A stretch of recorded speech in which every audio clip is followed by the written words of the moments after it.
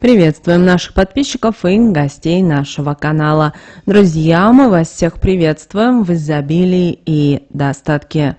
Сегодня в этом видео мы уделим внимание народным приметам, а также традициям и обрядам этого дня.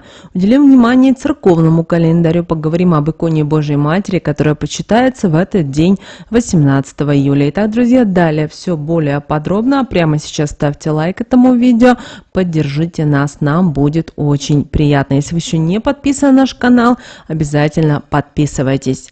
18 июля, друзья, Православная Церковь почитает память святого Афанасия Афонского, великого византийского монаха, который оказал значительное влияние на развитие монашества на Святой горе Афон.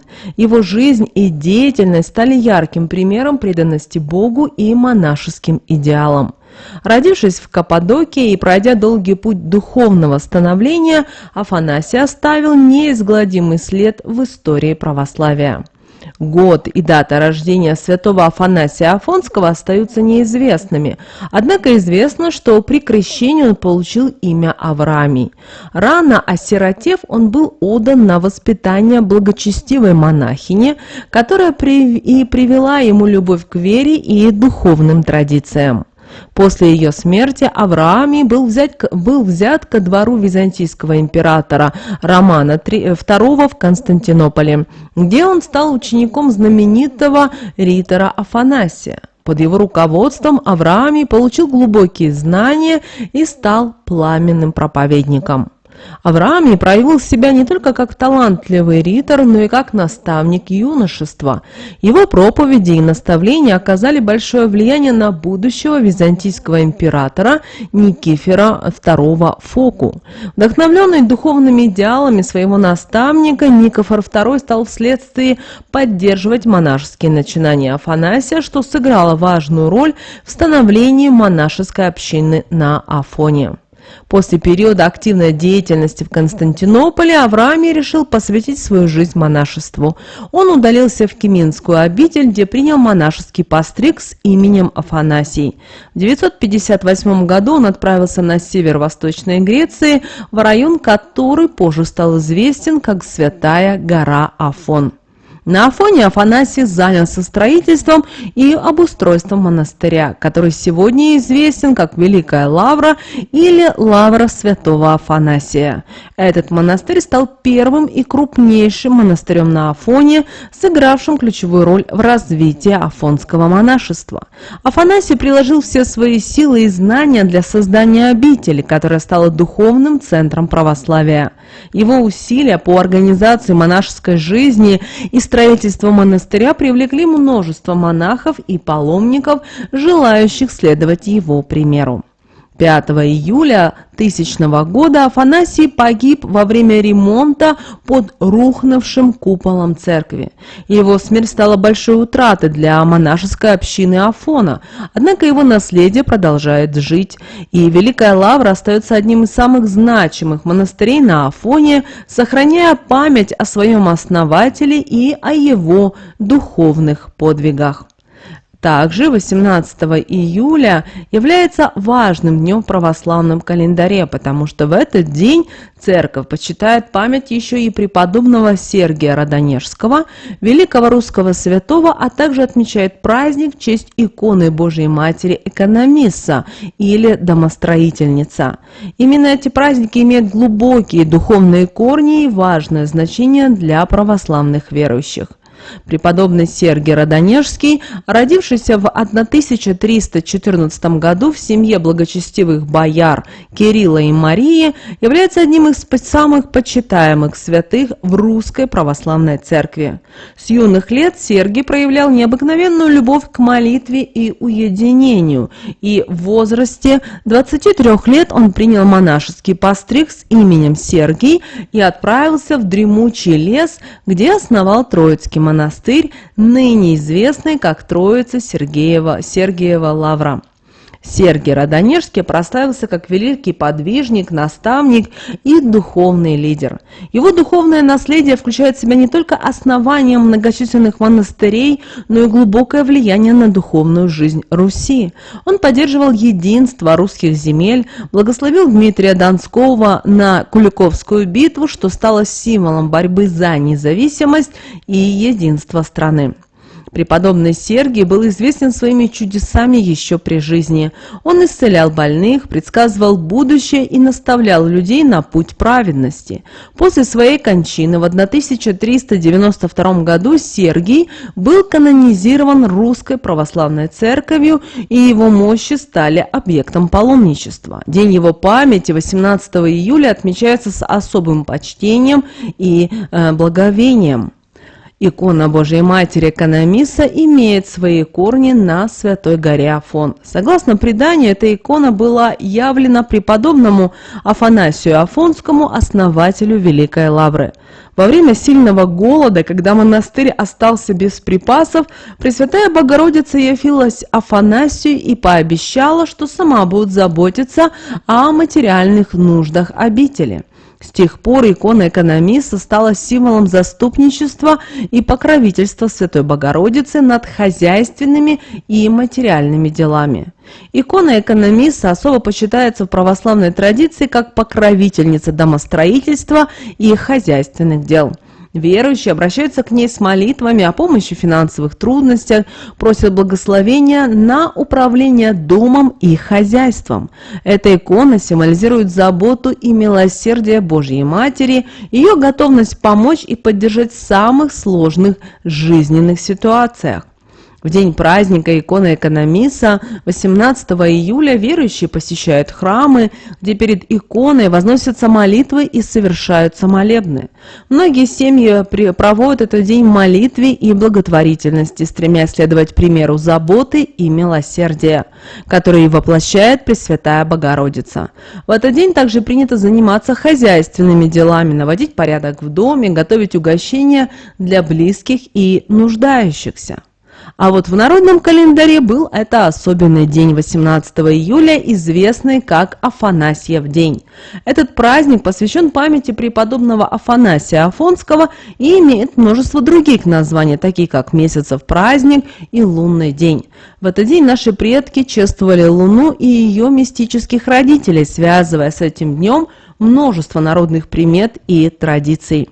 Афанасьев день получил свое название в честь святого Афанасия Афонского, византийского монаха, который оказал значительное влияние на развитие монашества на Святой горе Афон. Однако на Руси этот день был также связан и с чествованием Луны и имел глубокие корни в языческих традициях. На Руси 18 июля отмечали именины месяца, символически чествуя не только Луну, но и ее родителей – луноликую Мару и рогатого Велеса. Луна представлялась в различных ипостасях, как Вересова ладья, переправлявшая души умерших в мир иной, или как серп Мары, рассекающий нити жизни. Эти образы были неотъемлемой частью славянской мифологии, придавая празднику особую мистическую значимость. Народные приметы и обряды, связанные с Афанасьевым днем, были тесно связаны с наблюдением за Луной и природными явлениями. В этот день люди верили, что Луна может предсказать будущее и помочь в принятии любых важных решений. Одной из главных народных примет этого дня, 18 июля, было наблюдение за Луной. Если Луна в ночь на Афанасия светила ярко, это означало, что осень будет теплой и сухой. Утренняя радуга предвещала дождь, дневная радуга – ветер, вечерняя означала, что ненастье откладывается.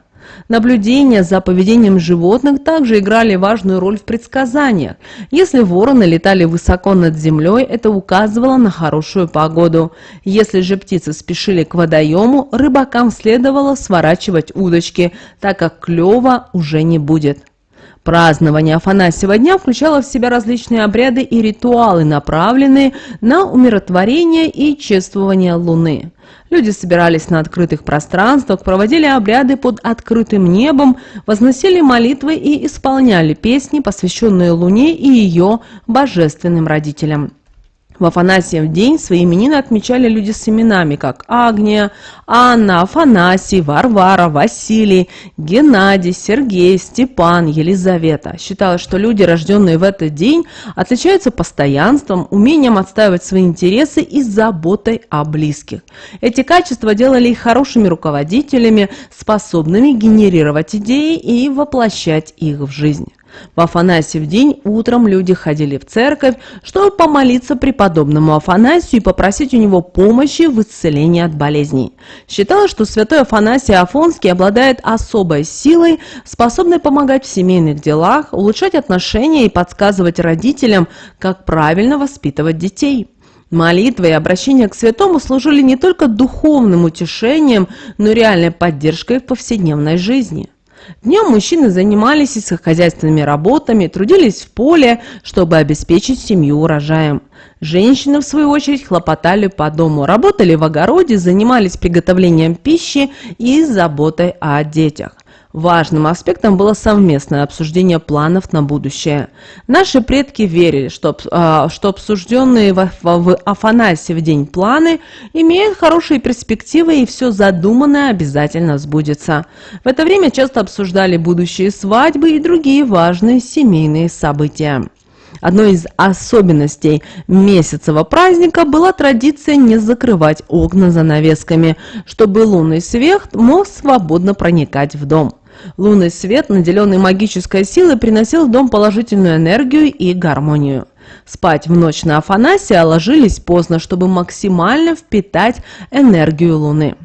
Древние предания гласят, что месяцев день считается удачным для любой деятельности.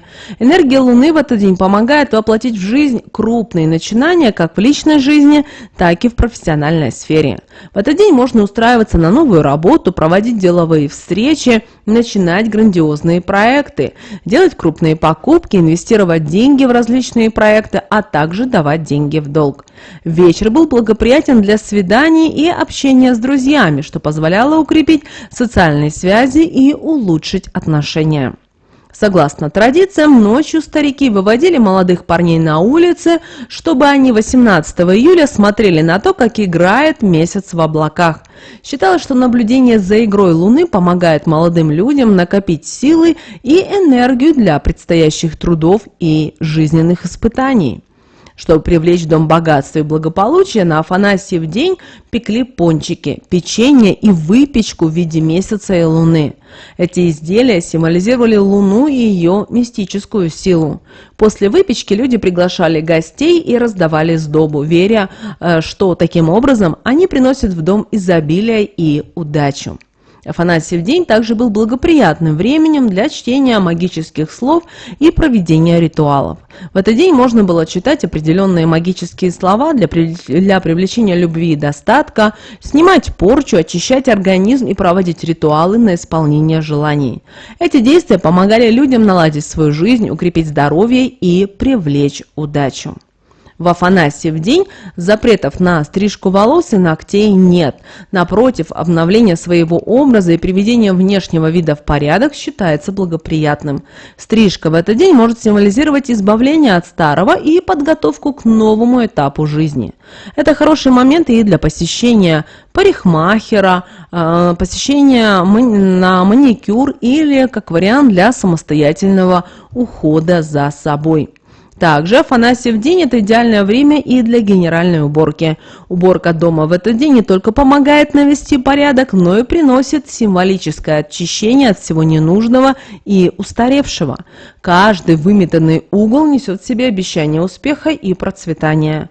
Это время, когда дом наполняется чистотой и свежестью, что благоприятно влияет на общее состояние и настроение. 18 июля этот день благоприятен для любых начинаний, будь то на работе или дома. В этот день, 18 июля, можно смело устраивать большую стирку. Считается, что стирка в этот день помогает избавиться от старых проблем и привлекает новые возможности и свежие начинания. В Афанасьев день существовал ряд запретов и народных примет, которые придерживались наши предки.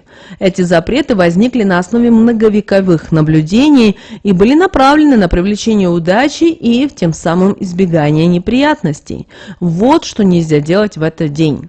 Одним из главных запретов Афанасьева дня является труд после полудня.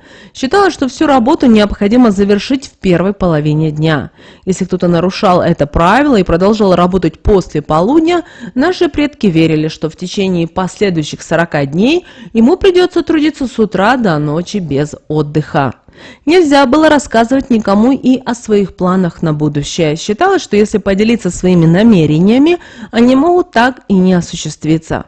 Зависть и недобрые мысли окружающих могли помешать реализации задумок, поэтому планы и мечты держали при себе. Запрещено в этот день было и есть пресную выпечку. Считалось, что если нарушить этот запрет, семья будет жить впроголодь. Вместо этого пекли пончики, печенье и выпечку в виде месяца и луны, символизирующие изобилие и благополучие.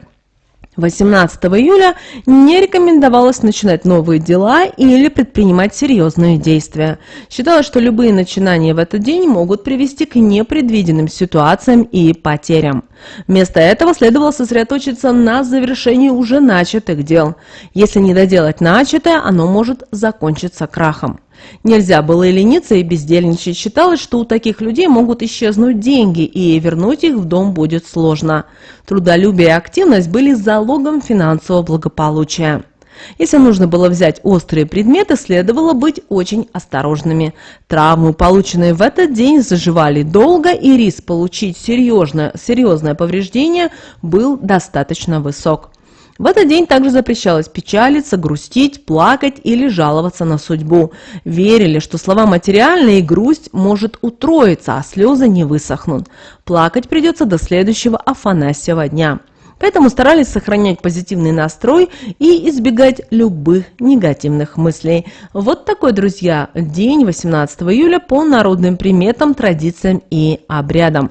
Мы надеемся, что наши советы и наши рекомендации вам помогают в жизни. Друзья, прямо сейчас ставьте лайк этому видео, обязательно поддержите нас, нам будет приятно. Ну а прямо сейчас на экране, друзья, вы видите два всплывающих окна. Это следующие рекомендованные видео для вас. Нажимайте на то видео, которое вам на интуитивном уровне понравилось больше, и смотрите. Всех вам мыслимых, друзья, и немыслимых благ. Услышимся с вами уже буквально в следующем видео.